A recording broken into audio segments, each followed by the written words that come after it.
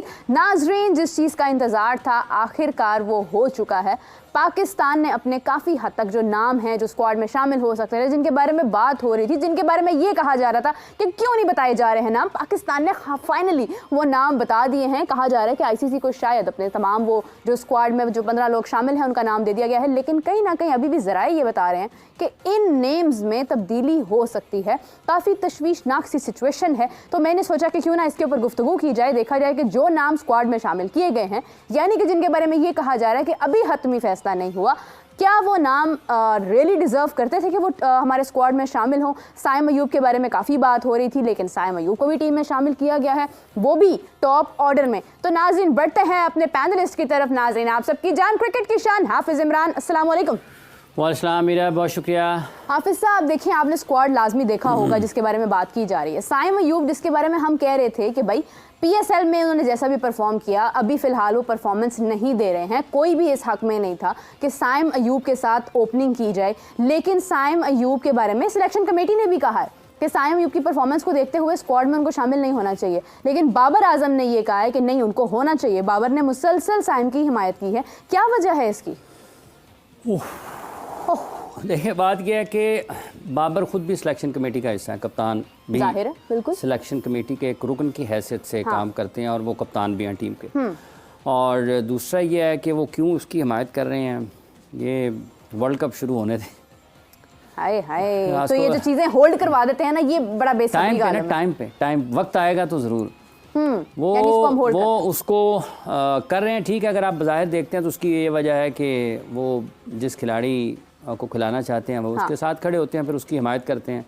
Selection committee का अगर ये मानना है कि साइम अयूब की कारकर्दगी ठीक नहीं है और उनको स्क्वाड का हिस्सा नहीं होना चाहिए वर्ल्ड कप का, तो वो अपनी जगह पर ठीक है कि अगर आपको 18-20 मैचेस मिल गए हैं और आप परफॉर्म नहीं कर पाए हैं तो फिर यकीनी तौर पर आपके ऊपर सवालात उठते हैं फिर। लेकिन सिलेक्शन कमेटी क्या उसके मुतबादल के तौर पर क्या तजवीज़ करती है, जाहिर सी बात है कि जब अगर वो नहीं होंगे तो फिर इनकी निगाहें बाबर आजम और रिजवान के ऊपर जाएंगी, जो कि अभी तक जब लोग बड़ी शिद्दत के साथ साइम कर रहे थे, अब उस वक्त से यही बात कर रहे हैं कि ये वक्त नहीं है, आप मोहम्मद रिजवान और बाबर आजम के साथ ओपन करें।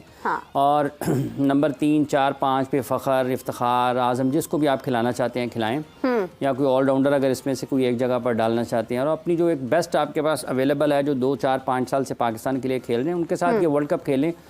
इसके बाद आपके पास चैम्पियंस ट्रॉफ़ी है वर्ल्ड कप के बाद, जून जुलाई आप देख लें तो जुलाई, अगस्त, सितंबर, अक्टूबर, नवंबर, दिसंबर, जनवरी, फरवरी, 7-8 माह आपके पास होंगे। वो आप उसमें T20 के बजाय, वनडे के बजाय T20 को देखते हुए कुछ चीज़ें कर सकते हैं। फिर आपके पास 25 का पूरा साल है, 26 में आपने जाके दोबारा T20 वर्ल्ड कप खेलना है। उस दौरान आपके पास खासा वक्त होगा, अभी से शुरू करें और फिर चीज़ों को आगे लेकर चलें। लेकिन अभी जहाँ तक ताल्लुक़ ये है कि सिलेक्शन कमेटी ये करिए, सिलेक्शन कमेटी का हिस्सा बाबर भी हैं। तो ये आप इसको ये नहीं कह सकते कि सिलेक्शन कमेटी ये कह रही है और कप्तान ये कह रहा है। इसको जो नहीं, इसमें जो असल चीज़ है कि सिलेक्शन कमेटी में जो ख़बर है वो ये है कि सिलेक्शन कमेटी में साइम की सिलेक्शन के ऊपर इख्तलाफात हैं। सिलेक्शन कमेटी में साइम की सिलेक्शन के ऊपर इख्तलाफात हैं, और इख्तलाफात क्या हैं कि एक हिस्सा सिलेक्शन कमेटी का ये कहता है कि, और उसमें जो सिलेक्शन कमेटी में जो उन्होंने अदादो शुमार के माहिरीन डाले हैं, वो तो जाहिर बात कहेंगे जी देखो जी इतने मैच खेले, इतने रन, इसके तो स्टैट्स कुछ बताते ही नहीं है। उनके साथ जो क्रिकेटर सेलेक्टर्स होंगे वो भी ये कहेंगे जी देखें जी इसकी तो इतनी कारकर्दगी है। अब एक रुकन वो होंगे जो कि कप्तान है, और अगर कप्तान डट गए कि इसको होना चाहिए तो फिर सिलेक्शन कमेटी की किसी ने सुननी, तो नहीं सुनी ना, फिर कप्तान की साइम अयूब हिस्सा है, कप्तान की बात मानी जाएगी। अब और खुदा न खास्ता अगर इस फैसले पर, ये फैसला करने के बाद अगर साइम परफॉर्मेंस नहीं देते हैं तो फिर कसूरवार कप्तान होंगे। अकेला कप्तान नहीं होगा, सारी सिलेक्शन कमेटी होगी। नहीं, लेकिन बाकी लोगों ने तो अपनी राय का इजहार किया है ना कि वो साइम के बारे में नहीं चाहते। देखिए, बात यह है कि कप्तान की राय सबसे ज़्यादा अहम होती है, और अगर सिलेक्शन कमेटी ये समझती है कि वाकई उनके पास इसका बेहतर मुतबादल मौजूद है तो स्टैंड अप हो जाए। फिर कप्तान से कहें जी कि फिर ये आएगी वोटिंग की बात आ जाएगी ना। वोटिंग, चूंकि अगर 7-8 रुकनी सिलेक्शन कमेटी है, वो कहेंगे जी वोट कर लें, तो अगर 6 वोट जो हैं वो साइम की मुखालफत में आएंगे तो फिर वोट ऑफ नो कॉन्फिडेंस हो जाएगा ना, अदम एतमाद का जो इतने वोट हमारी सिलेक्शन कमेटी में डलते हैं, तहरीके अदम एतमाद जो है वो कामयाब हो जाएगी और बाबर की बात नहीं मानी जाएगी। लेकिन कप्तान की राय को अहमियत देनी चाहिए, एक बात यह है। लेकिन दूसरा इसका पहलू ये है कि आपको किसी भी खिलाड़ी की कारकर्दगी इस तरह की हो तो ये बहुत ही खुशकिस्मत होंगे कि अगर वो वर्ल्ड कप के स्क्वाड में आते हैं, क्योंकि गुज़िश्ता मैचेस जो उन्होंने खेले हैं 15 से 20 के दरमियान 18-20 मैचेस जितने भी खेले हैं, उनकी कारकर्दगी, उनकी जो सलाहियत के बारे में बात होती है उस तरह की नहीं है। अब यहाँ पर ना चीज़ें बड़ी मुख्तलिफ अंदाज में ना चलाई जाती हैं, ठीक है।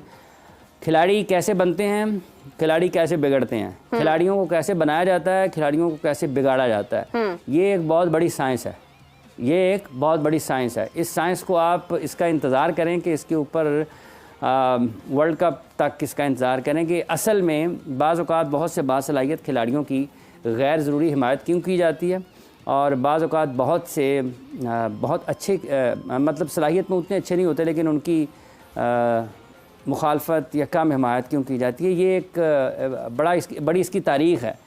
तो वर्ल्ड कप आएगा, अभी टीम का इंतखाब होगा, साइम होते हैं या नहीं होते, पाकिस्तान वर्ल्ड कप में कैसा खेलता है, फिर इसके ऊपर उसके दौरान वर्ल्ड कप पे बात करेंगे तो बड़ा लोग। हाँ, लेकिन 90% चांसेस हैं कि साइम टीम का हिस्सा हैं। और इसी के साथ साथ जो एक और हैरानकुन बात है वो ये है कि उस्मान खान के हवाले से भी ये बात हो रही है, यानी ज़राए के मुताबिक कि उस्मान खान और इरफान दोनों ही रिजर्व में हो सकते हैं। अभी फ़िलहाल जो एक टेंटेटिव जो हमारे सामने स्क्वाड मौजूद है उसमें तो ये बात रजिस्टर्ड हो गई है कि इरफान जो है वो रिजर्व में है, लेकिन उस्मान खान देखिए मेरा ये जो 18 का स्क्वाड का ऐलान हुआ है ना, हाँ। ये पहले दिन से जब ये ऐलान हुआ है तो मेरा ख्याल यही था कि ये स्क्वाड यही होना है पाकिस्तान का 18 का।